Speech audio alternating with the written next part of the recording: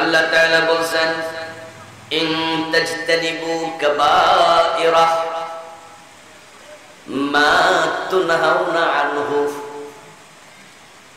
দুনিয়ার মানুষ তোমরা যদি তোমাদেরকে যে কবিরা গুনাহগুলো থেকে বিরত থাকার আদেশ করা হয়েছে তা থেকে বিরত থাকতে পারো,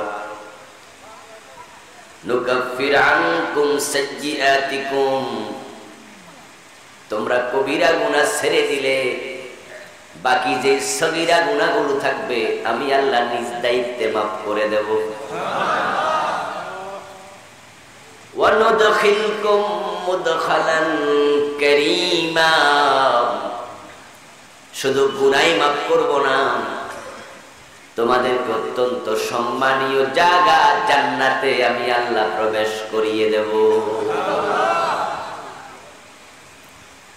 সূরা নিসার 31 নম্বর আয়াতে আল্লাহ তাআলা আমাদেরকে বললেন একটি শর্তে তিনি আমাদের জান্নাত দেবেন।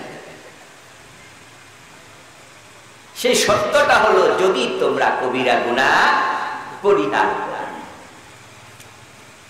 তাহলে আমি তোমাদের ক্ষমা করব এবং সম্মানীয় জায়গা মুদখালান কারীমা মানে জান্নাত, আমি সেই জান্নাতে নুদখিলকুম আমি আল্লাহ প্রবেশ করাবো। সুবহানাল্লাহ। কে প্রবেশ করাবেন? আল্লাহ তাআলা যে ওয়াদা দিয়েছেন আল্লাহ কখনো ওয়াদা লঙ্ঘন করেন না।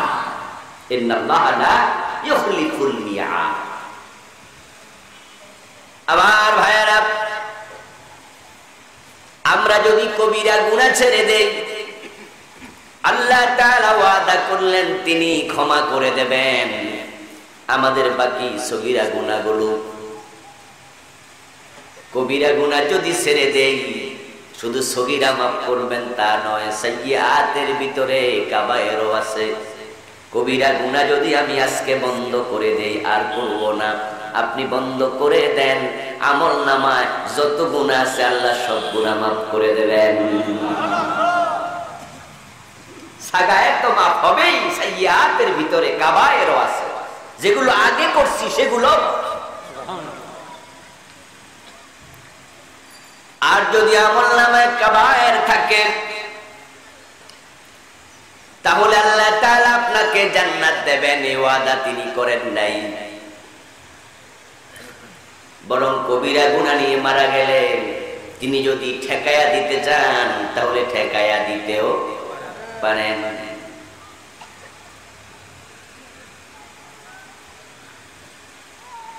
কোন মানুষ যদি আত্মহত্যা করে,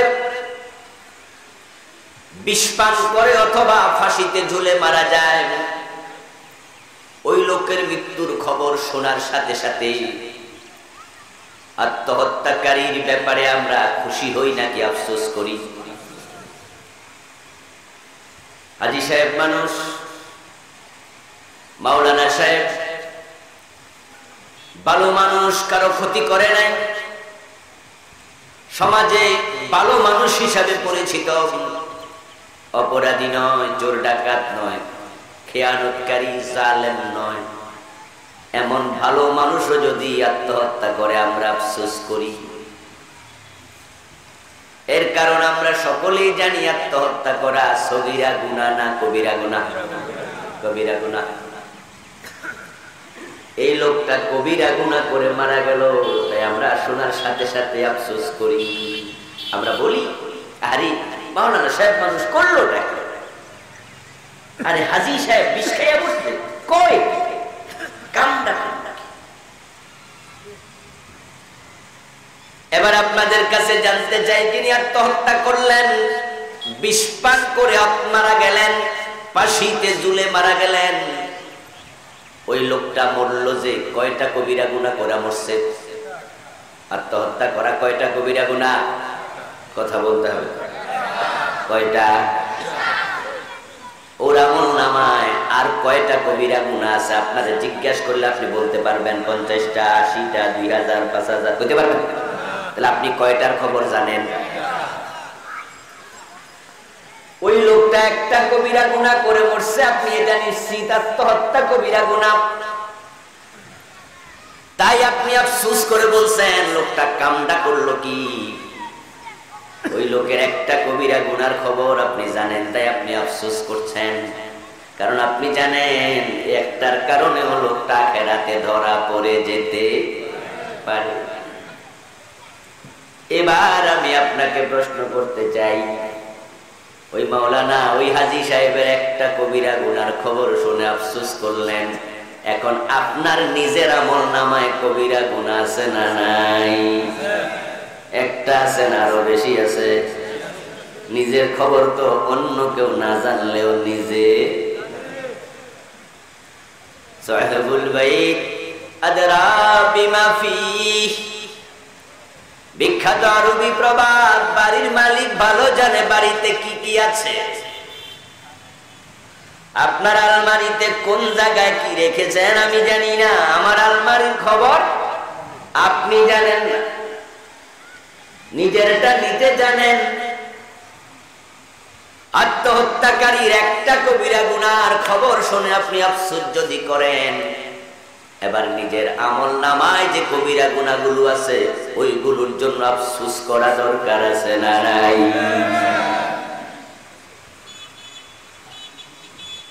ওই বেটার একটার ব্যাপারে জেনে আপনি বুঝলেন একটার কারণে আল্লাহর বান্দাটা ধরা খেয়ে যাবে আখিরাতে। এখন আপনার আমল নামায় যে কবিরা গুনাহগুলো আছে যদি এগুলো নিয়ে আপনি মারা যান, আখিরাতে আপনিও ধরা খাওয়ার সম্ভাবনা আছে না নাই? তাই আমরা গুনাহ নিয়ে মরতে চাই না। আদম আলাইহিস সালাম আল্লাহর একটা আদেশ লঙ্ঘন করেছেন, মাত্র একটা। আল্লাহ তাআলা জান্নাতে দিয়ে বলছিলেন বাবা আদম মা হাওয়া আলাইহিস সালামকে লক্ষ্য করে, ফালা তাকরাবা হাযিহিস শাজারা, ওই গাছটার কাছে, কথা কয় না কেন, ওই গাছটার কাছে যেও না। এই ওয়াজটা আপনারা জানেনই, তাই আপনারা তো শুনতে চাই আর কি, জানেন যে ঠিকঠাক জানেন না। ওই গাছের কাছে যেও না নিষেধ করেছেন কে? আদম আলাইহিস সালাম গাছের কাছে গেছে না? আল্লাহর আদেশ লঙ্ঘন করছে। ওই আদেশ লঙ্ঘন করার পরে ওনার দেহ থেকে জান্নাতের পোশাক খসে পড়ে গেছে। এর মানে হলো গুনাহগারের গায়ে জান্নাতের পোশাক থাকে না। আদম আলাইহিস সালাম গুনাহ করে ফেলছেন, ভুল করে ফেলেছেন। আল্লাহ বলছে যেও না, নির্দেশ লঙ্ঘন করছেন, জান্নাতের পোশাক পরে গেল। তাহলে এখন আপনি যদি গুনাহ নিয়ে আল্লাহর কাছে হাজির হন, আমি হাজির হই, তাহলে কি উপায়? এই জন্য আমরা আল্লাহর কাছে মাগফুর হয়ে ক্ষমা পেয়ে যেতে চাই, ঠিক না? আদম আলাইহিস সালাম যখন বুঝে ফেললেন আমি তো গুনাহ করে ফেলেছি, উনি গুনার উপরে অটল অবিচল থাকেন নাই, সাথে সাথে বলছেন রব্বানা যালামনা আনফুসানা, আমার সাথে পড়ুন সকলে, রব্বানা যালামনা আনফুসানা ওয়া ইল্লাম তাগফির লানা ওয়া তারহামনা লানাকুনান্না মিনাল খাসিরিন। হে আল্লাহ, আমি তো নফসের উপর জুলুম করে ফেলছি, তুমি তো মানা করছিলা, আমি তো তোমার কথা রাখতে পারি না। হে আল্লাহ, আমি জালেম হয়ে গেছি, গুনাহগার হয়ে গেছি, ভুল করে ফেলেছি। ওয়া ইল্লাম তাগফির লানা, যদি তুমি ক্ষমা না করো, ওয়া তারহামনা, রহমত নাজিল না করো, করুণা না করো, লানাকুনান্না মিনাল খাসিরিন, এই গুনাহটার কারণে আমার উপায় থাকবে না। লানাকুনান্না, লামে তাকিদ নুন সাকিলা, অবশ্যই আমি ক্ষতিগ্রস্ত হয়ে যাব। এই ক্ষতি মানি এই জান্নাতে আমি থাকতে আর পারবো না। এই জান্নাতে তুমি আমার আর আনবা না, দিবা না, জান্নাত থেকে আমি বঞ্চিত হব। তুমি তো আমার গায়ের পোশাকে খুলে নিয়ে গেছো। আমার বন্ধু পুলিশে চাকরি করে যে ভদ্রলোক, পুলিশ যদি ডিপার্টমেন্টাল শাস্তি তাকে দেয়, কোন অপরাধের কারণে তাকে বরখাস্ত করে ফেলে, পুলিশের যে পোশাকটা তাকে আগে দেয়া হয়েছিল ওই পোশাকটা তাকে আর পরতে দেবে। এই জন্য আপনারা দেখবেন যারা সেনাবাহিনীতে চাকরি করে, পুলিশে চাকরি করে, বিভিন্ন ফোর্সে চাকরি করে, বরখাস্ত হওয়ার পরে সেই পোশাক পরার অধিকার তার আর থাকবে না। এই যে কয়েকদিন আগে এক পুলিশ 10,000 টাকার জন্য একটা ইয়াং ছেলেকে মেরে ফেলেছে, পুলিশের এসআই পরে একবারে সীমান্ত এরিয়াতে পাবলিকে ধরে আবার পুলিশের হাতে দিছে, বরখাস্ত তাকে করা হয়েছে। যখন আদালতে তোলা হয়েছে তখন তার গায়ে কি পুলিশের পোশাক ছিল? না, তাকে পুলিশের পোশাক পরে আদালতে তোলা হবে না, পোশাকের বেজ্জতি হবে। এটা ইউনিফর্ম, অনেক দামি জিনিস। তুমি পুলিশ বাহিনী থেকে বরখাস্ত, তোমার গায়ে আর পুলিশের পোশাক, সেনাবাহিনী থেকে বরখাস্ত, তোমার গায়ে সেনাবাহিনীর পোশাক থাকবে না। ওই যে আমাদের কক্সবাজারে গুলি করে ওসি সাহেব মেরে লাইছিল না, হিন্দু ওসি, কি নাম? প্রদীপ। প্রদীপ মারছিল সিনহাকে, মেজর সিনহাকে। প্রদীপ মানে বাতি। আমরা দেখি এখন বাতিতে আর আলো নাই, বাতিটাই অন্ধকার হয়ে গেছে। এই জাতীয় প্রদীপের মতো লোকগুলা পুলিশ বাহিনীকে অপমান করছে, পুরো বাহিনীর বদনাম হয়ে যাচ্ছে জালেম গুলো। অথচ পুলিশের মাঝে কিছু ভালো মানুষ আছে কিনা? খুব ভালো মানুষ আছে, তবে সংখ্যাটা কমে গেছে। আবার ভাইয়েরা, বরখাস্ত হওয়ার পরে ইউনিফর্ম থাকবে না। আদম আলাইহিস সালাম আল্লাহর একটা আদেশ লঙ্ঘন করেছেন। আল্লাহ পাক রব্বুল আলামিন আদম আলাইহিস সালামের পোশাক খুলে নিলেন, মা হাওয়ার পোশাক খুলে নিলেন, গা থেকে জান্নাতের পোশাক খসে পড়ে গেল। বুঝে ফেললেন অপরাধ করলে জান্নাতে থাকা যায় না। সাথে সাথে দেরি না করে আল্লাহর কাছে ক্ষমা চাওয়া শুরু করলেন। আদম আলাইহিস সালাম, মা হাওয়া দুজনে মিলে ক্ষমা চাওয়ার পরে আল্লাহ ক্ষমা করেছেন, সাথে সাথে ক্ষমা করে দিলেন। সাথে সাথে দুনিয়া আসছে, 350 বছর কাঁদছে, তারপরে আরাফার মাঠে গেছে, তারপরে দোয়া করে ক্ষমা পেয়েছে। এগুলো ভিত্তিহীন কথাবার্তা। এগুলো ইতিহাসের বইতে বিভিন্ন ঐতিহাসিক লিখেছে, কিসসা কাহিনী, ইসরায়েলি বর্ণনা। এই আলোচনা কোরআনেও নাই, হাদিসেও নাই, সহিহ হাদিস দিয়ে এগুলো প্রমাণিত নয়।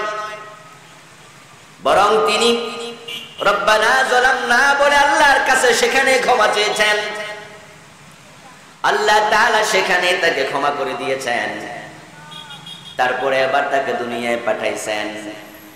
পাঠানোর সময় বলছে, ফাইম্মা ইয়াতিয়ান্নাকুম মিন্নী হুদা ফামান তাবিআ হুদায়া ফালা খাউফুন আলাইহিম ওয়ালা হুম ইয়াহজানুন। আদম, তোমারে আমি একা ছেড়ে দেই নাই। যে দুনিয়া তোমাকে আমি জান্নাত থেকে পাঠাইয়া দিলাম, এটা তোমার অপরিচিত জায়গা। ওই দুনিয়াতেও তুমি গিয়া থাকতে পারবা না। কয়েকদিন পর আমার কাছে আবার ফিরে, কথা বলেন না কেন, ফিরে আসতে হবে। ফিরে যাওয়া নিশ্চিত। আমরা যারা দুনিয়া আসছি, আসার সময় ফিরতি টিকেট কনফার্ম করে আল্লাহ দিছে। কথা বুঝেন? এখানে আসার সময় কি আছে হাতের মাঝে? ফিরতি একটা টিকিট দিয়ে দিচ্ছে। ভাইরা কথা বলে কারা? মাহফিল কমিটির ভাইরা দেখেন, কানে যেন আওয়াজ না আসে, তাহলে আলোচনার ট্র্যাক নষ্ট হয়ে যায়। আমরা যারা এসেছি, আসার আগে ফিরতি টিকেট কনফার্ম, আসার আগেই মায়ের পেটে থাকতেই জাফফাল কালাম বিমান তালা, কোন মাসে, কোন বছরে, কোন দিন, কয়টায়, কোন জায়গায় মরতে হবে সেটা আল্লাহ লিখে দিছে। কলমটা শুকায়া গেছে, নতুন করে কাটাকাটি আর হবে না। হায়াতিদ দারিজা ইযা জাআজালুহুম লা ইস্তাগফিরুনা সাআতান ওয়া লা ইস্তাকদিমুন। এক সেকেন্ড বাড়বেও না, এক সেকেন্ড কমবেও না, নির্ধারিত, একবারে সিল মেরে দিচ্ছে। তো আমরা যে কই আল্লাহ হুজুরের নেক হায়াত দারাজ করো, আল্লাহ হুজুরের হায়াতে বরকত দাও, দোয়া করি কেন? শেষ তো হবে না আমরা জানি, এর মানে হায়াতের মাঝে বরকত হয়। হায়াত বাড়বে না, হায়াত নির্ধারিত, হায়াতে বরকত হবে। অল্প বয়সে বেশি কাজ করা যাবে। আশরাফ আলী থানভী রাহিমাহুল্লাহ, মাওলানা মওদুদী রাহিমাহুল্লাহ এই অল্প বয়সে এত বই লিখছে, 200-400 বছরও পড়ে একজন মানুষ শেষ করতে পারবে না। হায়াত যদি 400 বছর।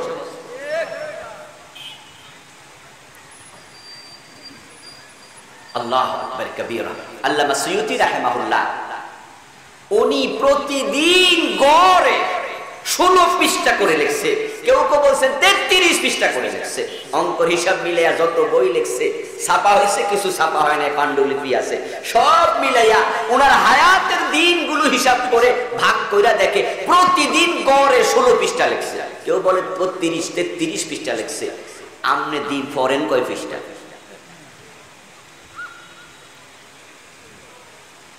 দাওরা পাশকারী এখানে অনেকে আছেন, কামেল পাশ অনেকে আছেন। ও ভাই, আপনি জীবনে লিখছেন কয় পৃষ্ঠা? কামেল মাদ্রাসার মুহাদ্দিস, দাওরা মাদ্রাসার মুহাদ্দিস, মুহাদ্দিসি করতে করতে 80 বছর বয়স পাইয়া মারা গেছে। জিজ্ঞেস করি, চাচা বই টই লিখছেন নি? মুস্কি হাসি দিয়া কয়, আমি তো বই লিখতে পারি নাই। এর মানে বেটা 1 পৃষ্ঠাও লেখে নাই। আর উনি প্রতিদিন গড়ে 16 পৃষ্ঠা। এগুলোর হায়াতে বারাকা, কম সময়ে বেশি কাজ করা তৌফিক কে দেয়? আল্লাহু আকবার। কেমনে যে এত লিখলো? আমার বন্ধু আদম আলাইহিস সালাম বললেন, আল্লাহ আমারে ক্ষমা করে দাও। আল্লাহ ক্ষমা করে দিলেন। কিন্তু সেই আদম হাসরের মাঠে আল্লাহর সামনে যখন হাজির হবেন, আল্লাহ কাহার সুরত ধরে প্রকাশিত হবেন। আদমও সেদিন ডরে ভয়ে বলবে, ইয়া নফসি, ইয়া নফসি, আমার কি উপায়? আমি তো একটা কবিরা গুনাহ, কোনা কথা কয় না ভাই, কবিরা গুনাহ করছি। আরে পরেরটা কি হবে? এটা তো ঠেলা দেখলেও বোঝেন যে কি হইব, তো একটু হেঁয়ো টেঁয়ো কইলে আগাইব ভালো।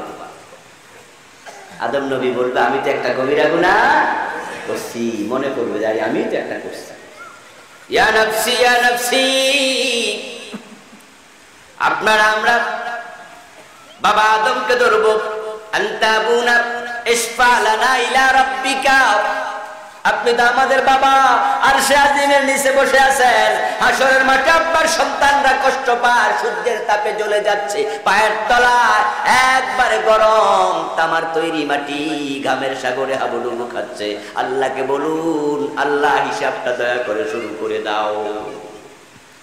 ইশফা লানা ইলা রাব্বিক, এর মানে আমাদের নাজাতের জন্য আপনি সুপারিশ করুন, ব্যাপারটা তা নয়। এটা শাফাআতে কুবরা বলা হয়। এই অর্থ হবে এখানে সুপারিশ মানে হলো আল্লাহরে বলেন হিসাবটা শুরু করুন। যারা রিমান্ডে থাকে, রিমান্ডের আসামি, তারা কিন্তু রিমান্ড কবে শেষ হবে এই খবরটা জানতে চায়। আমার কবে জামিন এটা জানতে চায় না। জামিন তো পরে জেলখানা যাবো, হেঁটে আদালত উঠবো, তারপরে। রিমান্ডের আসামি কয় রিমান্ড এসে জেল বালা। কথা বুঝেন? আপনারা বুঝেন নি এটা?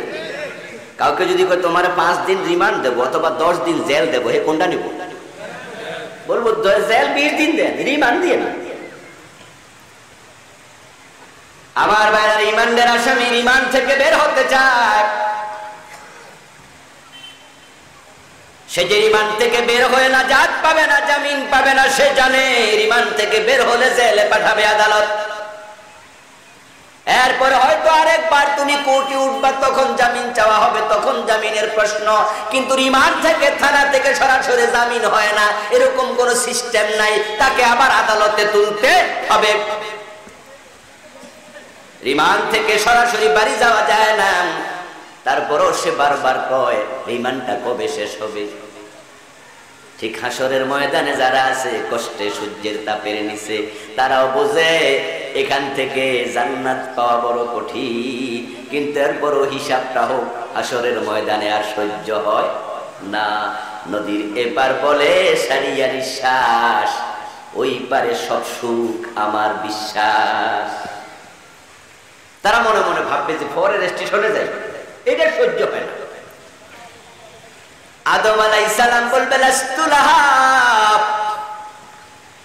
আমি আল্লাহর কাছে আজকে সুপারিশ করব না, আমি এই কাম করতে পারবো না। কারণ যদি আল্লাহ তাআলাকে বলি আল্লাহ আপনি হিসাব শুরু করে দেন, আর আল্লাহ যদি বলে আদম ঠিক আছে হিসাবটা আমি তোমারে দিয়া শুরু করলাম, ওই যে জান্নাতে মানা করছিলাম গাছের কাছে যেও না, কেন গেলা জবাব দাও।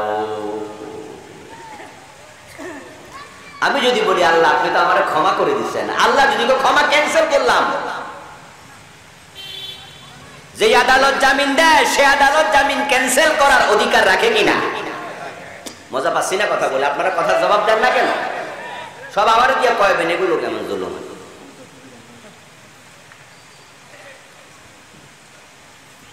মামলা টামলা খান নাই মনে হয়, আরামে আছেন, এই জন্য জানেন না যে আপনারে জামিন দিছে, আদালতে দিছে, পরের বার হাজিরা দিতে গেলে আবার জেলে দেয়, এমন ঘটনা আছে না নাই? তা আপনি কইবেন যে আমার না জামিন দিছেন, হাকিম তখন বলবো দিছিলাম আজকে ক্যান্সেল করলাম।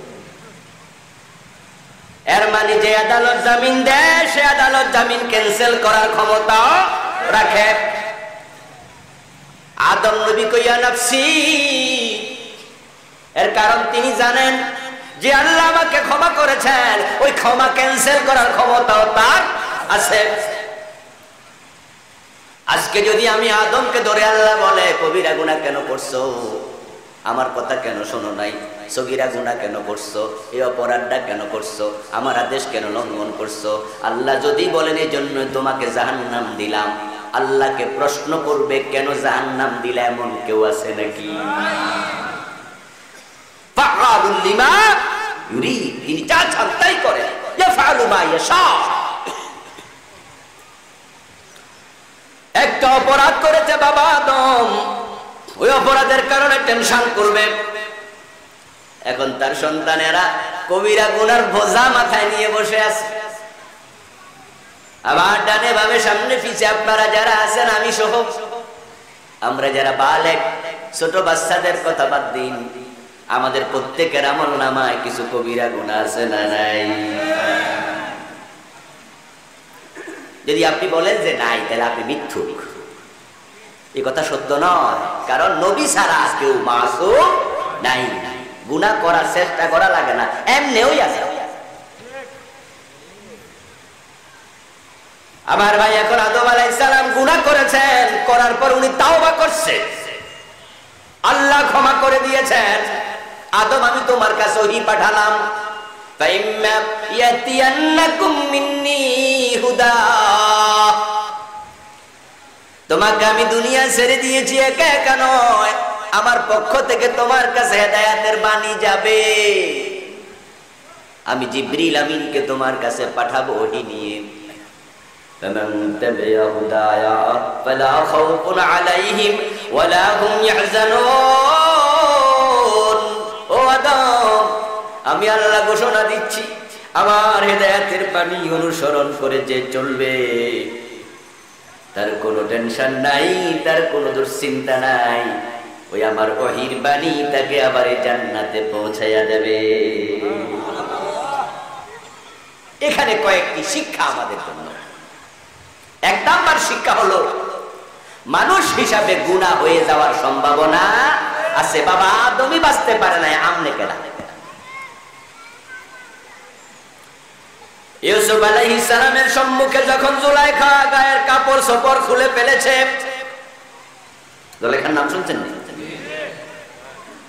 ইউসুফ আলাইহিস সালামের সম্মুখে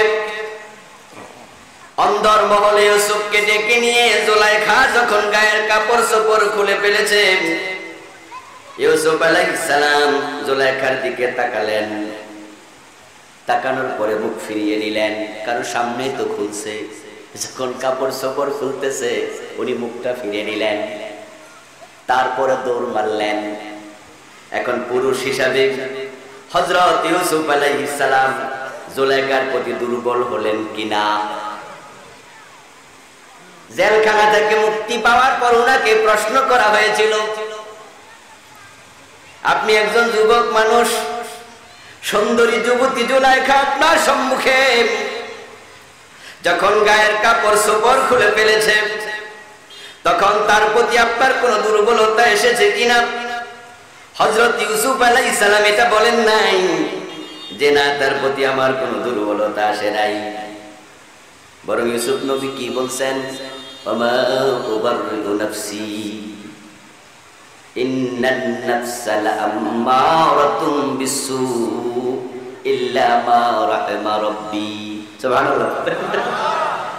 ইউসুফ আলাইহিস সালাম বলেন নাই যে আমি দুর্বল হই নাই, বরং তিনি বলছেন আমি আমার নিজের নফসের ব্যাপারে এই ঘোষণা দেই না যে আমার নফস আমাকে সামান্য তাড়িত করে নাই, বরং আমি বলতে চাই ইন্নান নাফসা লাআম্মারাতুম বিসসু, নফসে আম্মারা নিশ্চয় খারাপ কাজে তাড়িত করে, তবে ইল্লা মা রাহিমা রাব্বি, আমার রব রহম দিয়া যাকে হেফাজত করে নফস তার ক্ষতি করতে পারে না।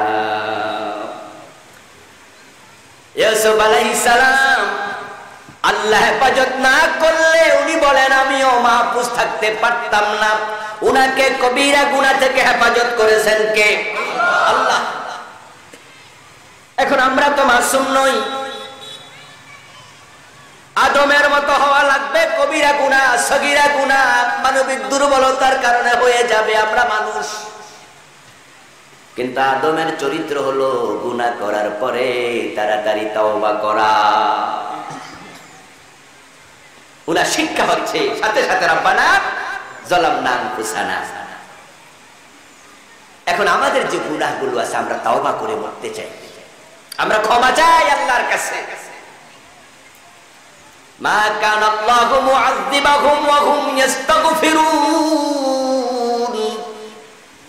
কোরআন মাজিদ আল্লাহ ওয়াদা করেছেন আমার বান্দাগুলো যখন ইস্তেগফার করতে থাকে আমি আল্লাহ তাকে আর শাস্তি দেই না। একটু চিৎকার দিয়ে সুবহানাল্লাহ বলতে পারছেন না ভাইয়া? আহা, তিনি কত মহান! তিনি বলছেন যদি বান্দারা ইস্তেগফার করতে থাকে আমি আল্লাহ শাস্তি আর দেই না। এখন কোনটা কবিরা গুনাহ কোনটা সগীরা গুনাহ ওইটা না বুঝলে আপনি ইস্তেগফারই তো করবেন না। এই জন্য আগে আপনাকে জানতে হবে কোন কাজটা করলে গুনাহ হয়। আমাদের দেশের লোকেরা হাসতে হাসতে কবিরা গুনাহ করে, কারণ এরা বোঝে না এটা যে কবিরা গুনাহ। আপনি দেখবেন চা দোকানে বসে চুলকানি উঠছে রানে, চুলকাইতে চুলকাইতে লুঙ্গিটা রানের উপর তুলে লাইছে, এমন লোক আছে না? অথবা চুলকায়ও না, শুধু শুধু বইয়া দুই হাতে টাইনতে টাইনতে লুঙ্গি রানের উপর তুলে লাইছে, হাঁটুর উপরে তুলে এইভাবে বইয়া গল্প করতেছে, কথা বলতেছে। হাল চাষ করে দেখবেন, হাল চাষ করে মাঠের মাঝে শুধু শুধু গোসলেন্ডি দিয়া বসে আছে। গোসলেন্ডি বোঝেন? কাঁচা মারা লেংটি লেংটি, হ্যাঁ, লুঙ্গিটাকে তুলতে তুলতে একবার উপরে তুইলা পিছন দিয়া নিয়ে এখান দিয়ে আবার খোসা মারে। ক্ষেতের মাঝে কোনো পানি টানিও নাই, কারণ লুঙ্গি ময়লা থেকে বাঁচুক, নিজে গুনাহ থেকে বাঁচবে চিন্তাটাও নাই। লুঙ্গি বাঁচার লাগবে, গুনাহ থেকে আমি বাঁচবে চিন্তা দরকার নাই। মা বলে কইরা আব্বাস একটা ডাব পায়রা দে, নারকেল পায়রা দে, নারকেল গাছে ওঠ। কয় মা পারতাছি। মা চাষির সামনে গোসলেন্ডি মেরা দিছে, কাঁচা মেরা দিছে। সবাই সামনে লুঙ্গিটা তুইলা কাঁচা মাইরা একবার রানের গোড়া পর্যন্ত গাছে উঠতেছে। নিচ থেকে সবাই হা করে তাকায় আছে। তার রানের দিকে যারা তাকায় তাদেরও কবিরা গুনাহ, যে দেখায় তারও কবিরা।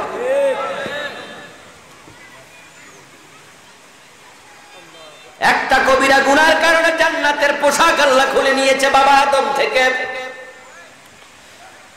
রব্বানা যালামনা বলে আল্লাহর কাছে ক্ষমা চাওয়া লেগেছে। একটা আর তোমার কি খবর? প্রস্রাবখানা থেকে বাহির হইয়া তারপরে কুলুকটা লইয়া রানের উপর কাপড় লইয়া ঘুরতেছে হাজি সাহেব, মাথার মাঝে টুপি আসা, কাপড়টা রানের উপর।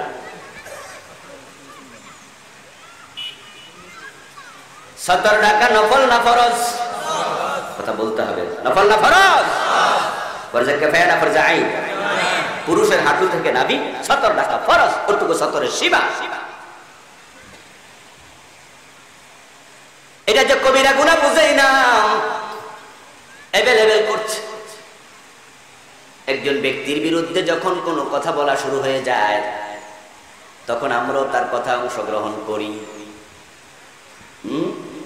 খালেদা জিয়া মারাত্মক মহিলা, হুজুর ঠিক কইছেন? উনি কয় হ্যাঁ মারাত্মক। শেখ হাসিনা জ্বালাই লেতে আছে, হুজুর ঠিক কইছেন। এটার নাম কি গীবত নয়? গীবত করা সওয়াব না গুনাহ? সগীরা না কবিরা? চা দোকানে বসে চলছে গীবত, খাবার টেবিলে চলছে গীবত, পার্সোনাল বিষয় নিয়ে যখন কেউ কাউকে হ্যাঁ করে, সেটা মাহফিলের মাঝে অনেক বক্তা আরেক বক্তার নাম নিয়ে কথা বলছে, মাহফিলে বসে গীবত করতেছে। বক্তা পরে শ্রোতারা জি হুজুর যা কোনা কথা জিন্দাবাদ চালাইছে। মনে রাখবেন বন্ধু, হ্যাঁ কিছু কিছু ক্ষেত্রে কথা বলা লাগবে যেগুলো জাতির ব্যাপার। আপনি অন্যায় করছেন, জাতিকে না জানাইলে জাতির ক্ষতি হয়ে যাবে, তাহলে আপনার পিছনে বলা যায় আছে।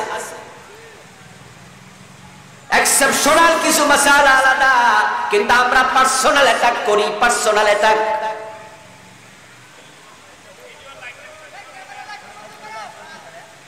কি হয়েছে?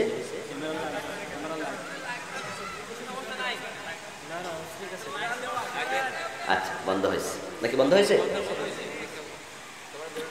আমার বন্ধু, এখন এই যে কবিরা গুনাহগুলো আমরা হাসতে খেলতে করতেছি, আপনাদের কাছে আমি সবার কাছে জানতে চাই, একটু মেহেরবানি করে জবাব দেন, যে এই গুনাহটা আমরা করি ওইটা রেকর্ড করার জন্য আমাদের আমলনামার রেকর্ডার আছে না নাই? আপনি হাসতে খেলতে করেন, জেনে করেন আর না জেনে করেন, বুঝে করেন আর না বুঝে করেন, রেকর্ড কিন্তু হচ্ছে। এখন এগুলো নিয়ে আল্লাহর কাছে গেলে তো বিপদ। ওই আমলনামা থেকে আমরা কবিরা গুনাহগুলো মুছে নিতে চাই। এখন আগে যদি মুছতে হয়, তাহলে এটা যে কবিরা গুনাহ সেটা জানতে হবে, মোছার আগে জানতে হবে এটা কবিরা গুনাহ। আদম আলাইহিস সালাম যদি না বুঝতেন, রব্বানা যালামনাও পড়তেন না। মনে রাখবেন ভাই, ধ্বংস হওয়ার জন্য বেশি গুনাহ লাগে না। শয়তান যে শয়তান হয়ে গেছে, সে কয়টা অপরাধ করছে? একটাই করছিল। খেয়াল করেন, বেশি লাগে না। এই যে আজকে ভাস্কর্যের ব্যাপারে আমরা কথা বলি, মূর্তির ব্যাপারে আমরা কথা বলি, এগুলো বানাইয়েন না, বানাইয়েন না। আপনাদের হয়তো কষ্ট লাগে যে হুজুররা আবার এগুলো দরকার কি করেন। এর কারণ আমরা জানি এটাই মানুষকে মূর্তি পূজার দিকে ধাবিত করতে পারে।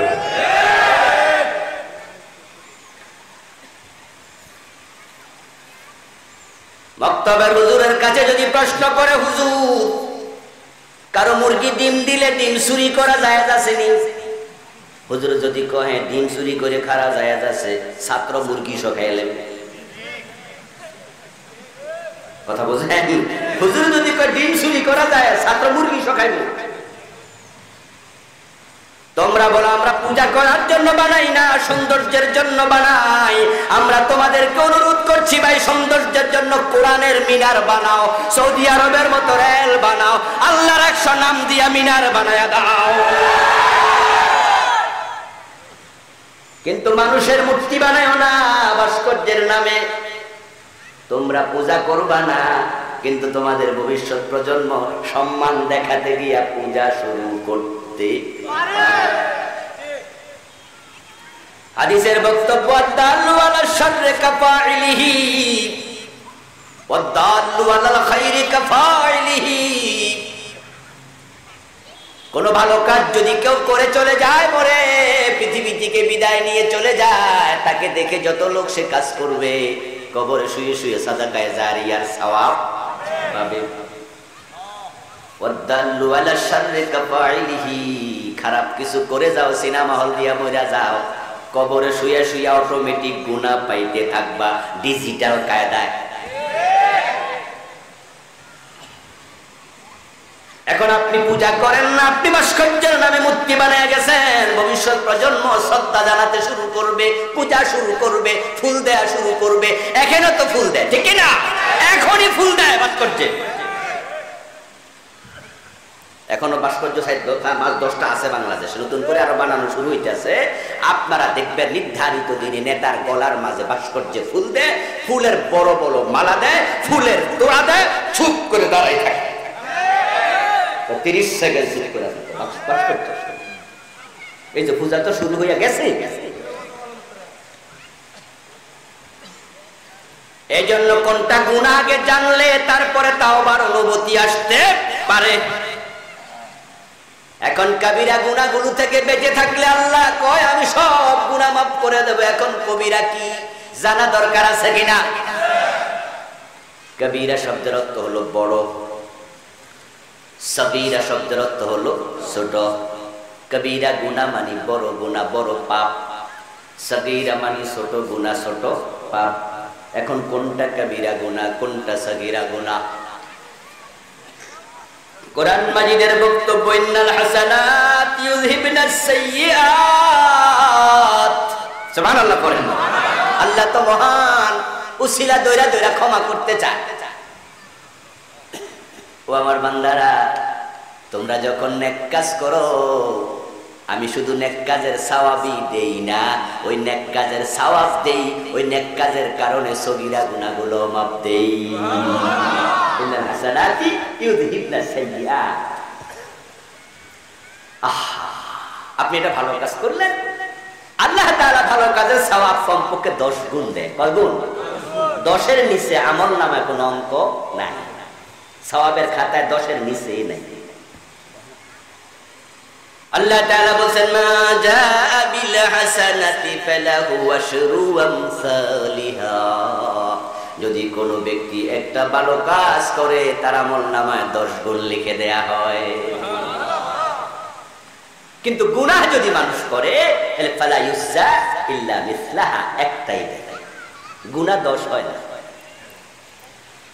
এরপরে আপনি যে কবিরা গুনাহগুলো করলেন, ওই কবিরা গুনাহ থেকে যদি আপনি তাওবা করেন,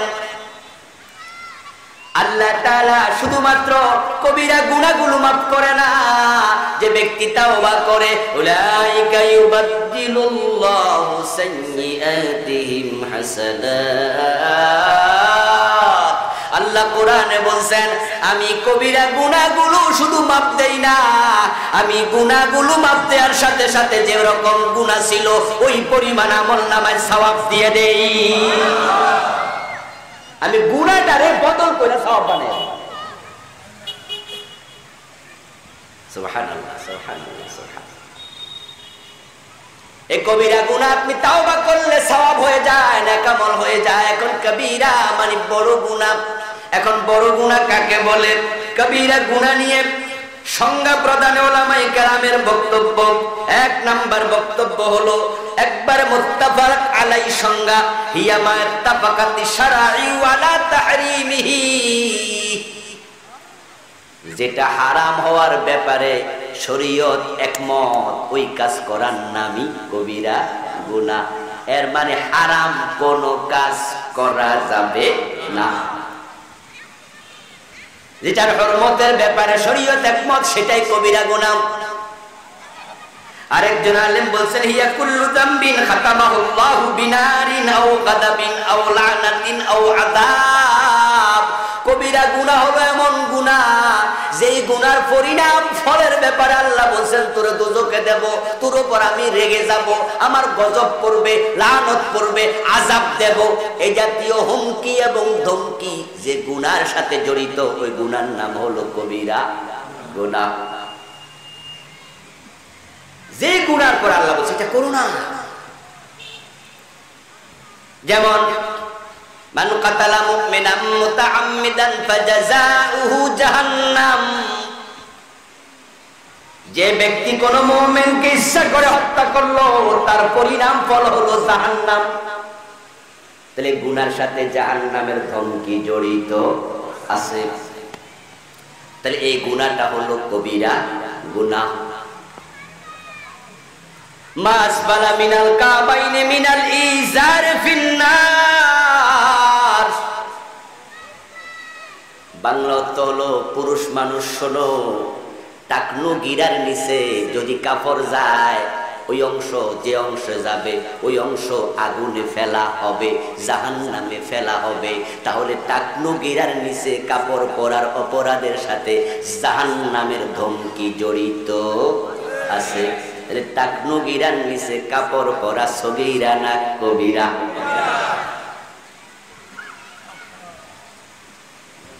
এই কবিরা গুনাহ হাসতে হাসতে করে। মেয়েরা এখন প্যান্ট উপরের দিকে তুলতাছে, ফোলাফানেরা নিচের দিকে নামাইতাছে।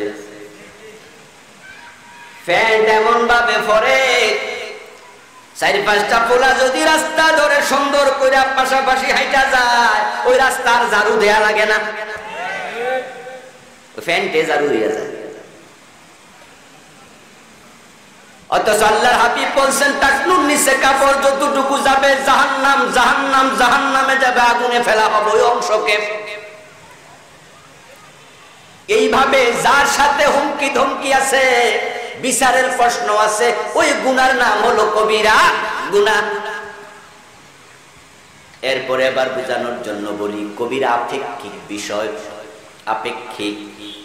যেমন আমার হাতের 5টা আঙ্গুল, কবিরা শব্দের অর্থ হলো বড়।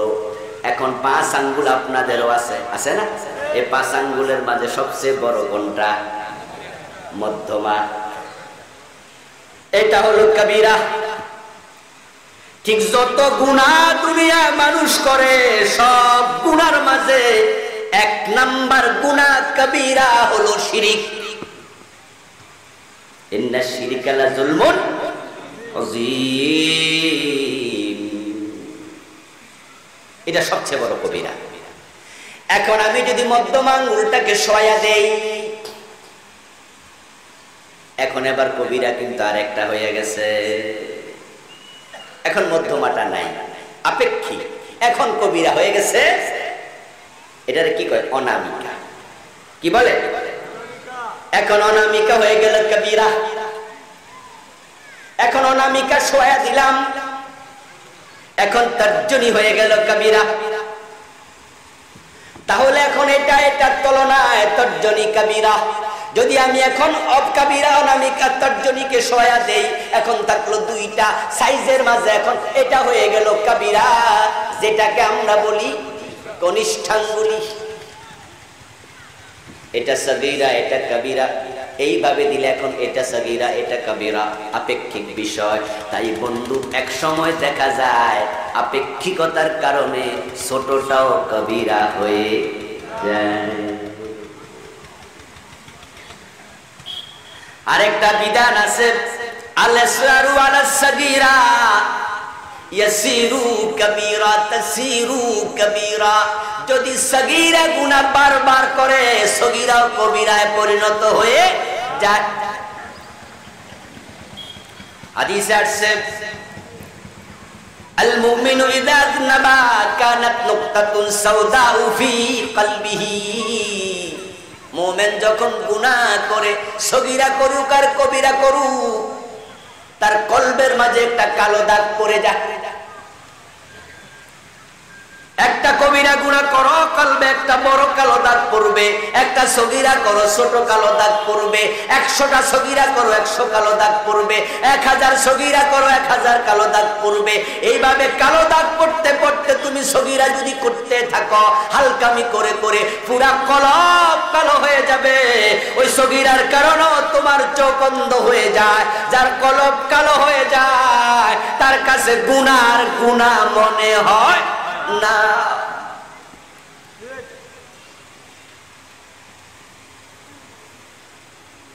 আমার বন্ধু, যার কলব গুনার কারণে কালো হয়ে যায়, ওই ব্যক্তি বেপরোয়া জিন্দেগি যাপন করে, তার কাছে গুনাহ কোনো ব্যাপার না। আপনি দেখবেন ফজরের নামাজ পড়ে না, যোহর আসর পড়ে না, মাগরিব এশা পড়ে না, এক ওয়াক্ত পড়ে না, এই যে 5 ওয়াক্তের এক ওয়াক্ত নামাজও পড়ে নাই, এজন্য তার কোনো অনুশোচনাও নেই। এ নিয়ে কোনো টেনশন নেই। এটা যে গুনাহ, জঘন্য গুনাহ, প্যারালাইজ যাদের হয়, প্যারালাইজ হলে দেখা যায় হাতে এটা অবশ, এরকম লোক আছে না? বাম হাত কি অবশ, হাতের মাঝে কেউ যদি ঘুষি মারে টের পাইব, সিরিঞ্জ যদি ডাক্তার ঢুকাইয়া দেয় টের পায়। ঠিক যাদের কলব কালো হয়ে যায়, তারা কবিরা গুনাহ করলো, তাদের ভিতরে আর কোনো বোধোদয় হয় না। 4-5 মাস পরে ভাবতে ভাবতে 4-5 মাস, এখন সন্তান পেটের মাঝে নড়াচড়া করে, মা টেরও পায়, হাসপাতালে যায়, ডাক্তাররা কইরা মাইরা বাইর করে আনলাম। সন্তান ইউনিভার্সিটি পড়ে, কলেজে পড়ে, বড় হইয়া গেছে, মেয়েটা বিয়ে দিছে। এখন নিজেদের হয়তো একটু অসতর্কতা, নিজেরা সন্তান নিতে চায় না, এর মাঝে সন্তান এসে গেছে। এখন দুজনে বসে গল্প করে, কয় শরম শরম লাগে, পোলা ইউনিভার্সিটি পড়ে, মাইয়াটা বিয়া দিছি, মাইয়ারও তো কয়দিন পরে মাইয়া বাচ্চা হইব, এখন আমাদেরও যদি বাচ্চা হয় মানুষ কি কইব, তাই চলো আমরা গোপনে তারে মেরে ফেলি। এমন ঘটনা আছে না? না, কতলে নাফস হারাম, বড় কবিরা গুনাহ, মিন আকবারিল কাবাইর। কিসের লজ্জা? ইব্রাহিম আলাইহিস সালামের প্রথম সন্তান হয়েছে, তখন বয়স 86। আরে বিয়া তোমার, তুমি তো ইব্রাহিমের সন্তান, ঠিক কি না? উনার প্রথমটা হয়েছে তো উনার বয়স 86। কিসের লজ্জা?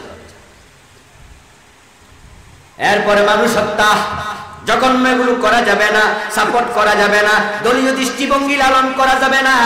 আমার দল ক্ষমতা আছে, আমার দলে ফাঁসি দিছে, তাই আমিও বললাম ঠিক আছে, তাহলে তুমিও সমান গুনাহগার হয়ে যাবে, শুধু সাপোর্টের কারণে।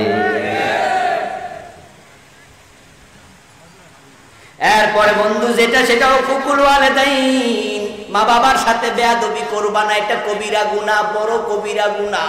মা বাবার মনে কষ্ট দেয়া যাবে না, মা বাবার অবাধ্য হইলে ইবাদত কবুল হয় না, কবিরা গুনাহ। কোনোভাবে মা বাবার সাথে অবাধ্য হওয়া যাবে না, বেয়াদবি করা যাবে না। তারা যদি জুলুমও করে তুমি চুপ থাকো, উল্টা জুলুম করার অধিকার তোমার।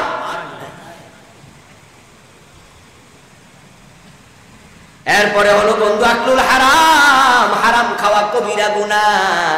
এখন বন্ধু নামাজও পড়ে, সুদেও টাকা লাগায়, এমন লোক আছে না? নাই, নামাজও পড়ে, সুদেও টাকা লাগায়, আবার মাহফিল আইসা সামনে বইয়া যায়। কত বড় হুজুর, সুদে টাকা লাগাইছেন এমন 2-4 জন আজকের মাহফিলে আছে না? নাই, আপনি নিজে জানেন, নিজের খবর নিজে জানেন।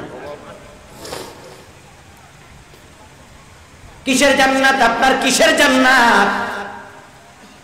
হাদিসে আসছে, মান আকালা দিরহাম রিবা ওয়া হুয়া ইয়ালাম আন্নাহু আশাদ্দু মিন 36 জিনা।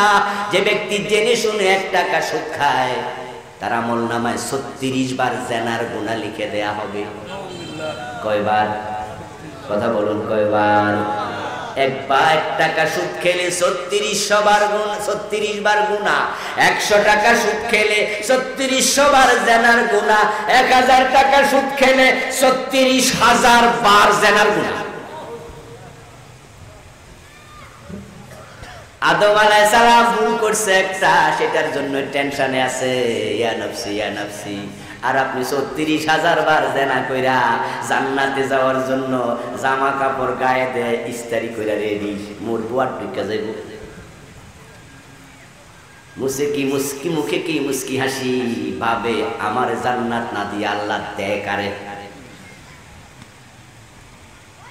যে সমস্ত মেয়েরা ইজ্জত বিক্রি করে টাকার বিনিময়ে, প্রতিটা নারী জাহান্নামের কীট, থুতু দেই আমরা, ঘৃণা করি। পতিতা মারা গেলে ইমাম তার জানাজার নামাজের ইমামতি করতে রাজি হয় না, কহে এর আবার কিসের জানাজা, কুত্তার মতো মাটিতে খাদাইয়া দে। পতিতার সন্তান বড় হলে কেউ বিয়ে করাতে চায় না, বাবার ঠিক নেই, জারজ। পতিতার সন্তান জারজ, থুতুদের ঘৃণা করে। কিন্তু দোস্ত, একটা পতিতাও তো তার জীবনে ৩৬,০০০ বার জেনার বয়স পায় না। তো যদি তাকে তুমি এত ঘৃণা করো, তুমি ১,০০০ টাকা সুদ খেলে ৩৬,০০০ বার জেনাকারী হয়ে বসে আছো, তোমার সে পতিতা অনেক ভালো।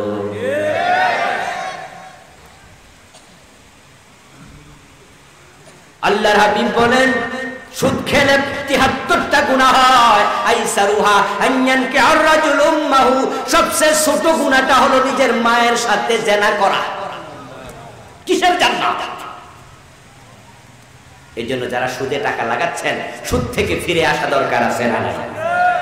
ঘুষ খাওয়া কবিরা গুনাহ, পরের হক নষ্ট করা কবিরা গুনাহ, জুলুম করা কবিরা গুনাহ, মিথ্যা বলা কবিরা গুনাহ, গীবত করা কবিরা গুনাহ, সকলখুরি করা, একজনের কথা আরেকজনের কানে লাগাইয়া পেছ লাগাইয়া দেয়, এমন কিছু শয়তান আছে না? লায়াদখুলুল জান্নাতা নাম্মাম, ওরা নাম্মাম, এটা নামিমা। রাসূল বলেছে তারা জান্নাতে ঢুকতে পারবে না। পেছ লাগাবেন না, আপনার জিহ্বাকে আপনি কুরআন বানাবেন না, ক্ষতি করবেন না, পারলে আপনি জোড়া লাগাইয়া দেন, ঠিক না? ইসলাম কত সুন্দর। ৩ জায়গায় মিথ্যা কথা বলা জায়েজ, তার মাঝে একটা হলো দুইজন যদি ঝগড়া করে, তুমি তাদের মাঝে একটু বন্ধুত্ব দিতে চাও, তাহলে প্রয়োজনে মিথ্যার আশ্রয় নাও, সেটাও জায়েজ, জোড়া লাগায়।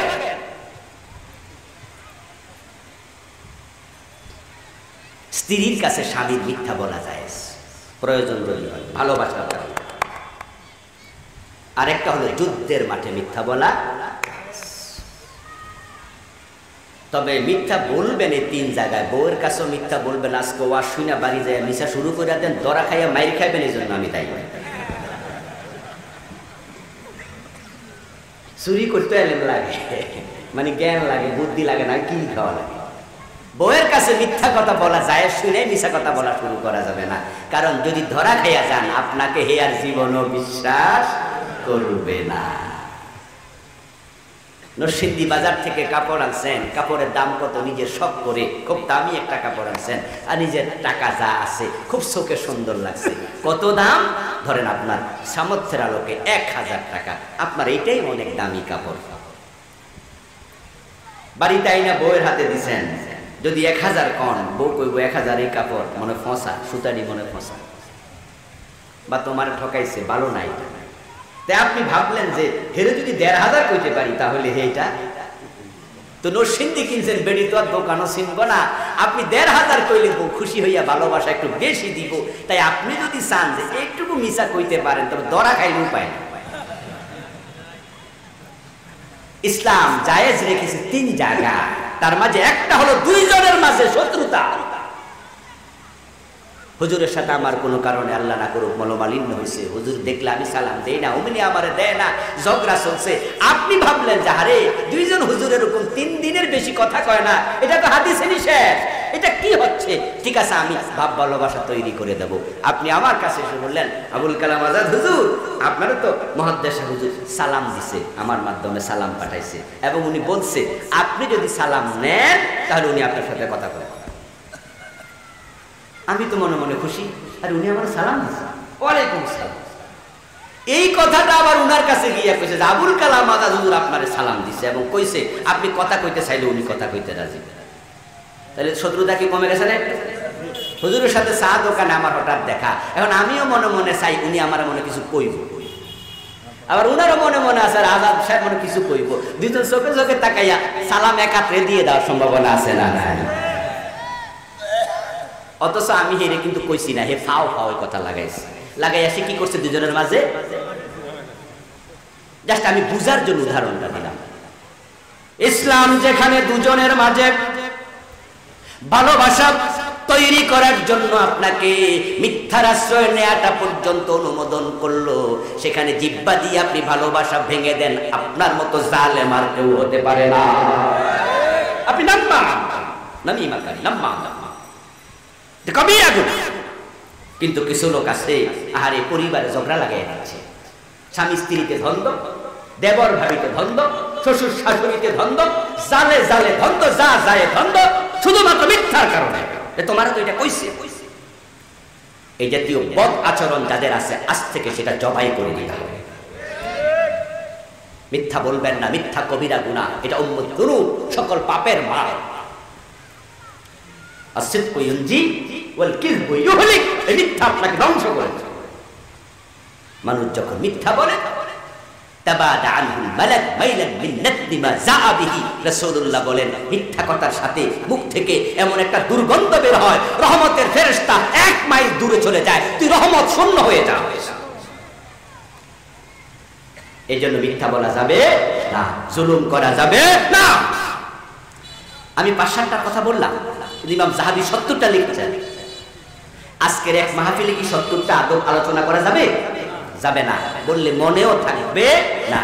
কিন্তু আমি কোট করে গেলাম, ঠিকানা দিয়ে গেলাম, ইমাম যাহাবীর লেখা কবিরা গুনাহ, এই বইটা বাজার থেকে কিনে আনবেন, ফার্স্ট টু লাস্ট পড়বেন, টেবিলে রেখে দেবেন, স্ত্রীকে পড়তে বলবেন, সন্তানকে পড়তে বলবেন, নিজে বারবার পড়বেন। যত কবিরা গুনাহ আছে সবগুলো থেকে নিজকে দূরে রাখবেন, যেগুলো হয়ে গেছে তাওবা করবেন। আল্লাহ আমাদের তৌফিক দান করুন। আল্লাহ।